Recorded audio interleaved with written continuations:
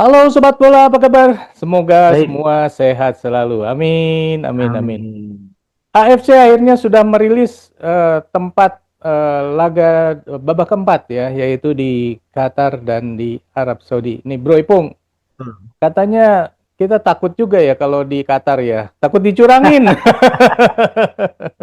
Bro Ipung gimana nih? Ya, ya memang kan sudah menjadi ini ya perbincangan isu yang hangat ya. Hmm, Ketika Piala Dunia Qatar kemarin pun juga itu kan banyak sekali penilaian-penilaian dari para netizen bola seluruh dunia yang hmm, menganggap bahwa pencapaian Qatar itu tidak ini ya, tidak lebih karena bantuan dari pihak-pihak dari tangan-tangan inilah pihak ketiga katakanlah. Bahkan penentuan Qatar jadi piala piala apa host Piala Dunia pun juga sebelumnya juga ada selentingan bahwa itu uang bermain katakannya ya. hmm, hmm, Katakanlah seperti itu ya. Nah, kalau kemudian hasil yang diperlihatkan Qatar di Piala Dunia dengan kecenderungan-kecenderungan dan Piala Asia pun juga di Qatar juga yang hmm, mereka bisa mendapatkan juara itu kan penuh momen-momen kontroversial. hmm. Sehingga yang dikhawatirkan bahwa kalau Qatar dan Arab Saudi yang menjadi host untuk ronde keempat, itu yang dikhawatirkan adalah uang bermain dalam hal ini ya bro. Nah, kalau misalnya uangnya bermain untuk ke wasit misalnya atau ke AFC, kalau ke Indonesia sendiri gimana? Indonesia mengalah tapi terus dapat duit banyak gitu, mau nggak? Rasanya nggak mungkin lah kalau ini kan momentum yang tidak akan bisa berjalan. Mungkin kita belum tentu apakah Indonesia mampu meneruskan tradisi seperti ini, lolos ke babak ketiga. Mhm, Kan belum tahu juga gitu loh. Jadi mhm, rasa-rasanya tidak mungkin lah kalau kita mengabaikan peluang yang begitu besar pada mhm, kondisi saat ini. mhm, Jadi yang paling terpenting adalah bagaimana sebetulnya Indonesia mempersiapkan diri dengan segala kemungkinan-kemungkinan seperti itu. mhm, Ya paling paling ini ya paling bisa yang dilakukan adalah memperkuat posisi internal kita, mhm, kualitas permainan kita. Kualitas permainan kita kan belakangan ini juga kan sepertinya menunjukkan grafik yang fluktuatif ya. mhm, Dari sejak zaman STY kemudian berpindah ke Patrick Kluivert belum memperlihatkan sebuah grafik permainan yang ajak yang artinya yang begitu mutlak memang ini adalah standar sepak bola Indonesia. Tapi mhm. ada kalanya kita masih di ini ya seperti orang yang dibawa main di roller coaster. Kadang naik, kadang turun, kadang naik, turun. Belum ada sesuatu yang membuat kita berada di daerah yang nyaman gitu, bro. Ya, memang kan kalau misalnya kita lihat nih pertandingan kemarin di bawah Patrick ya ada 4 laga, Ya, yaitu lawan Australia, kemudian lawan Bahrain, kemudian lawan Cina, dan terakhir lawan Jepang. Dan dari betul. 4 laga ini, Patrick mengumpulkan 6 poin ya. Tapi Ya. kalau kita bandingkan dengan STY, dengan lawan yang sama ya, dengan lawan yang Uh, sama misalnya ketika Indonesia melawan Australia waktu itu seri, kemudian ketika lawan Bahrain kita seri juga waktu itu kan. ya, Kemudian ketika lawan Cina kita kalah, kemudian lawan Jepang juga kalah. Artinya pada saat STY memimpin Indonesia dengan lawan yang sama dengan yang ya. dilakukan Patrick itu cuma dapat 2 poin. Jadi kalau dilihat dari poinnya, yang Patrick jelas lebih banyak dikumpulkan daripada apa yang dilakukan oleh STY. Ya. Tetapi kalau kita lihat dari kualitas permainannya, kok kayaknya beda banget ya, Bro? Nah, itu dia. Kalau kita lihat ya, tadi kan kita coba memperbandingkan dan berusaha untuk objektif apple to apple ya, Mhm, dengan mengambil sampel dari 4 pertandingan dengan tim yang sama gitu ya. mhm, Nah, mhm, ketika melawan Australia kita bisa seri kemudian kalah di kandangnya Australia 5-1, ini kan juga ada sebuah penurunan kualitas dalam hal ini ya.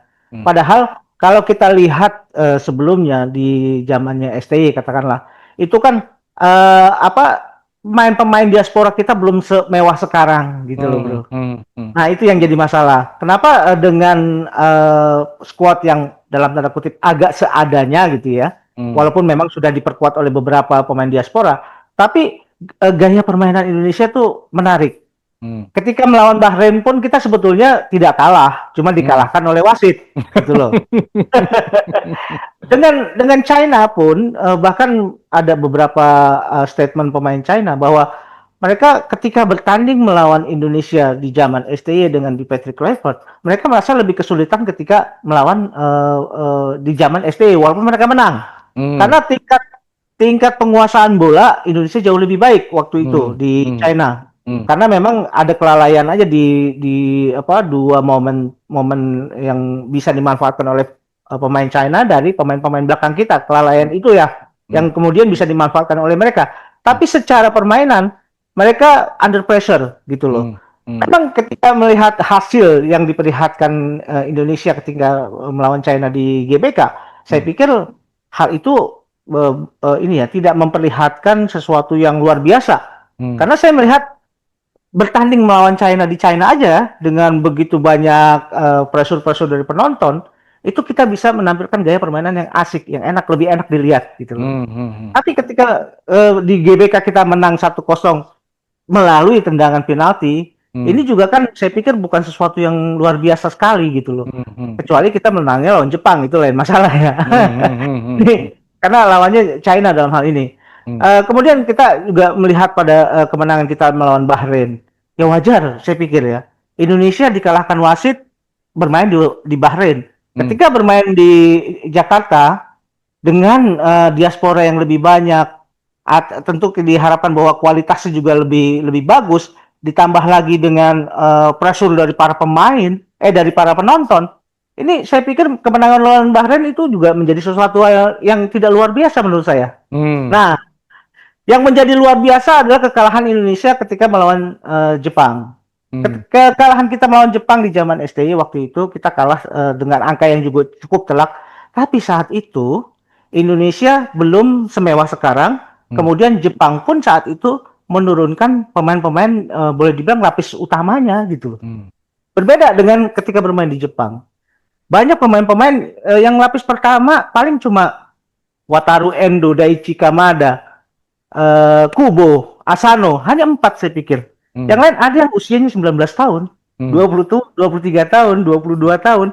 Tapi kita kalahnya dengan angka yang cukup telak. Hmm. Dan satu lagi yang saya juga cukup agak bahaya nih gitu ya. Karena kalau kita lihat bagaimana permainan Indonesia di Jepang, itu kan memperlihatkan bahwa kita tidak siap secara fisik Hmm. gitu. Ada penurunan kualitas fisik dan stamina, terutama stamina ya. Hmm. Makanya tidak heran ketika pertandingan melawan Jepang, Yance Sayuri cedera, Hmm. Kevin Dix cedera, Yakob Sayuri cedera. Ini saya pikir bukan karena apa ya, bukan karena benturan atau bukan karena sesuatu yang sifatnya force. Hmm. Karena Jepang tidak biasa bermain kasar gitu loh. Hmm. Jepang biasa bermain dengan apa ya atribut-atribut sepak bola yang benar katakanlah ya seperti itu. Hmm. Hmm. Nah, cuma masalahnya stamina kita tidak siap itu yang kemudian membuat ya fisik juga menjadi bermasalah gitu loh bro. Hmm.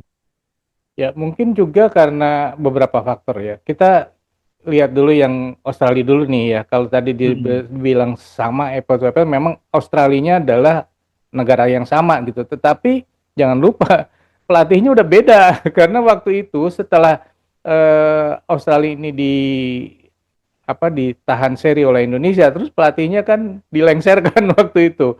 Kan, Iya betul. kan, sehingga sebenarnya kalau dilihat bahwa Australia yang sekarang memang beda dengan Australia yang dulu.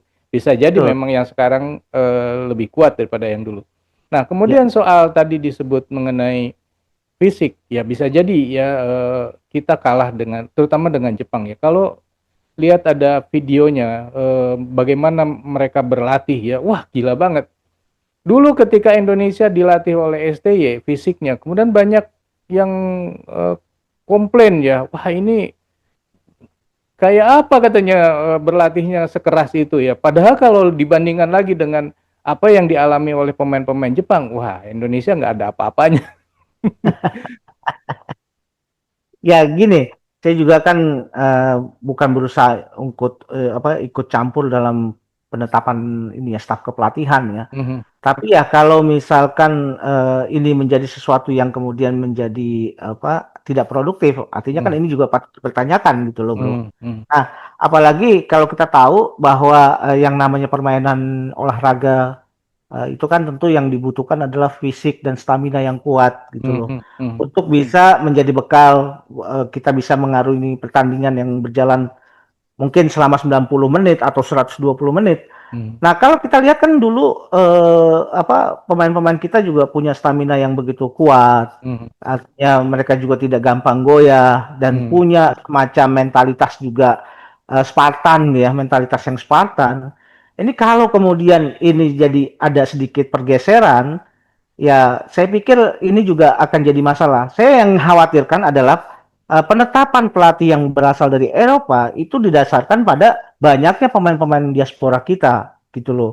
Yang diharapkan bahwa antara staf kepelatihan dengan pemain itu karena masuk dalam kultur yang sama itu lebih yang diharapkan adalah lebih menyatu ya, lebih Hmm. bisa sinergis gitu loh. Hmm. Tapi saya pikir di tengah arus global yang begitu kuat, rasanya kalau didasarkan oleh ikatan-ikatan primordial, rasanya udah nggak aktual lagi loh, Bro. Gitu. Hmm.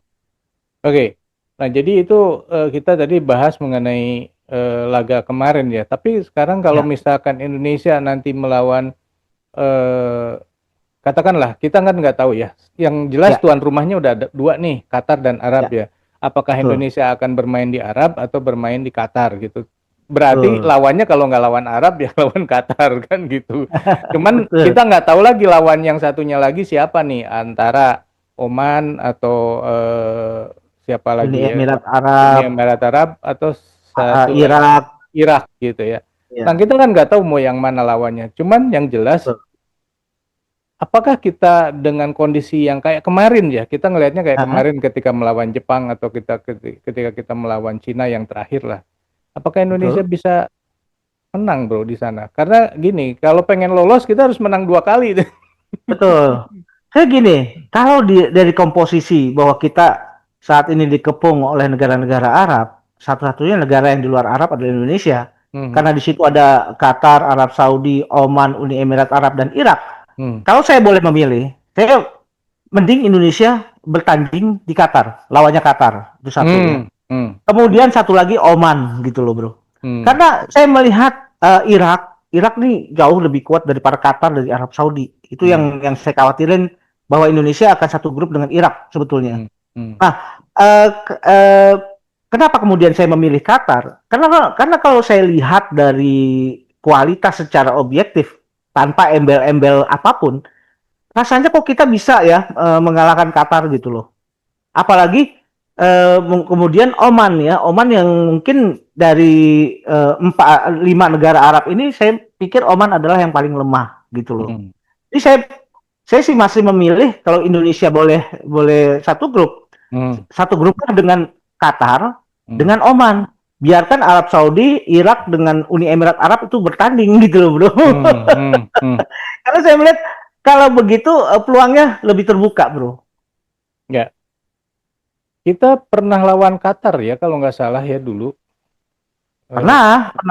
Dan waktu itu ini saya kalau lihat di Hmm, Google, tapi ini kejadiannya udah lama banget, tahun 14 ya, itu seri ya dengan Qatar. ya, Jadi artinya kita punyalah peluang untuk menang lah lawan Qatar gitu ya. Dan betul. kalau tidak salah lagi ada yang kita pernah juga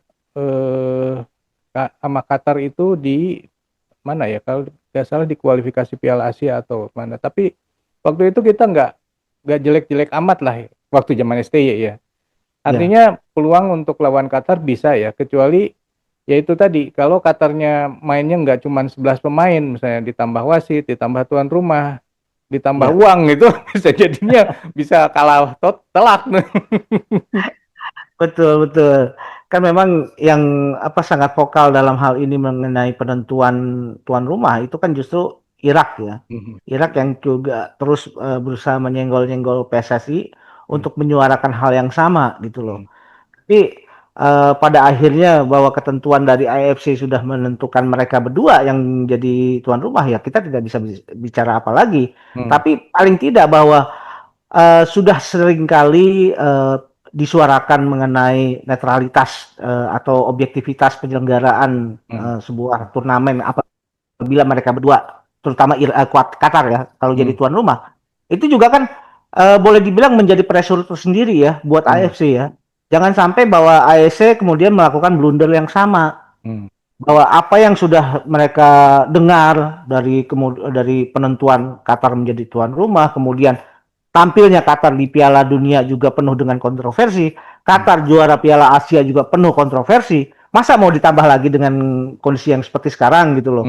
Nah ini juga kan mudah-mudahan saja ya bahwa AFC juga lebih open minded dalam menanggapi hal-hal yang demikian. Isu-isu yang seperti ini kan tidak akan bagus ya apabila konfederasi kok selalu dalam tanda kutip penuh dengan kontroversi dan penuh dengan ya aneh-aneh lah gitu loh. Nah ini juga kan akan membuat konfederasi sepak bola Asia itu menjadi konfederasi sepak bola yang dalam tanda kutip ada di area abu-abu gitu bro. Kayaknya takutnya ini ya ide untuk membagi Asia jadi dua bagian jadi makin menguat nih kalau misalnya ternyata ada apa-apa gitu kan. Tapi kalau gini, kalau lihat dulu bahwa ternyata Qatar bisa bermain-main dengan FIFA untuk menentukan jadi tuan rumah Piala Dunia, apalagi sama AFC yang tingkatnya lebih rendah dari FIFA kan, gitu orang mikirnya. Ya betul. Ya memang ya itulah apa ya kontroversi seputar Qatar ya. Dan kita harapkan sebetulnya sih satu ya yang menjadi senjata kita untuk bisa mengatasi hal ini adalah kita perbaiki kualitas kita lah gitu loh. Kualitas kita dalam pengertian kualitas permainan dan harus juga dengan kemenangan-kemenangan dan gaya permainan yang mutlak memang kita pegang gitu loh. Jangan sampai kita ada dalam posisi yang kemudian membuat kita jadi terjebak dalam suasana seperti itu. Misalkan selama 90 pertandingan kita selalu dikurung, itu kan sangat mungkin terjadi kontroversi senggolan dikit jatuh di kotak penalti akhirnya jadi penalti gitu kan. Nah ini yang jangan sampai terjadi itu. Makanya saya pikir permainan kita lah yang harus diperbaiki. Kita hiraukan sajalah masalah penentuan ini ya. Toh ini sudah ditentukan oleh AFC. Tapi bagaimana kemudian kualitas permainan kita, entah itu dari sinergi permainan, kemudian penambahan latihan-latihan yang memperkuat fisik dan stamina ini juga harus dijalani gitu loh. Kemudian mungkin saja komunikasi antara pemain dengan staf kepelatihan, kemudian staf kepelatihan juga dengan federasi, itu juga mungkin akan lebih terjalin dengan baik. Ya ini juga kan bisa mempengaruhi hasil pertandingan nanti gitu bro. Ya begitulah kira-kira ya. Sobat, kalau misalnya menurut sobat sendiri ini benar nggak sih bahwa timnas Indonesia di bawah Patrick ini tidak sebagus di zaman STY? Silakan tulis di kolom komentar. Kemudian, apakah Indonesia nanti bisa lolos ke Piala Dunia dan kira-kira lawan yang diinginkan yang mana nih? Kalau misalnya tadi disebut maunya dengan Qatar dan Oman, kalau menurut sobat sendiri seperti apa? Silakan tulis di kolom komentar. Sekian dulu obrolan kita. Kita lanjut di obrolan lain. Sampai jumpa. Bye. Thank you bro.